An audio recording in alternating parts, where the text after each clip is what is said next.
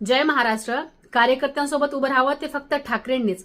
आमदार पळवले, खासदार, पदाधिकारी, कार्यकर्ते, नाव, चिन्ह सगळं पळवलं.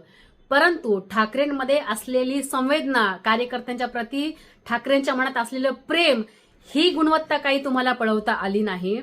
अयोध्यासारख्या छोट्याशा कार्यकर्त्याला जेव्हा तुम्हा लोकांकडून धमक्या येत होत्या, जेव्हा तिच्यावरती हल्ले झाले, त्यावेळेला कुटुंब प्रमुख म्हणून जेव्हा उद्धव साहेब तिच्यासोबत उभे राहिले, फक्त उद्धव साहेबच नव्हे तर प्रत्येक नेता, पदाधिकारी, कार्यकर्ता, समस्त महाराष्ट्र एका सामान्य कार्यकर्ती अयोध्यासोबत उभे राहिले.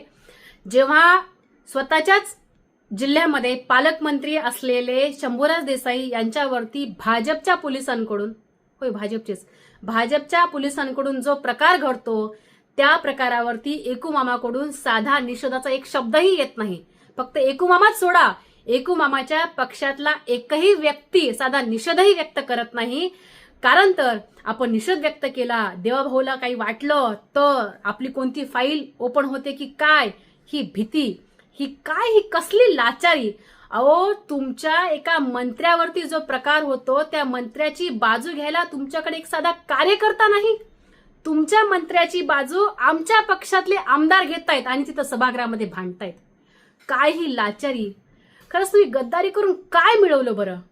जेव्हा अयोध्यावरती जे हल्ले झाले त्या बाबतीमध्ये समस्त महाराष्ट्र तिच्यासोबत उभा राहिला.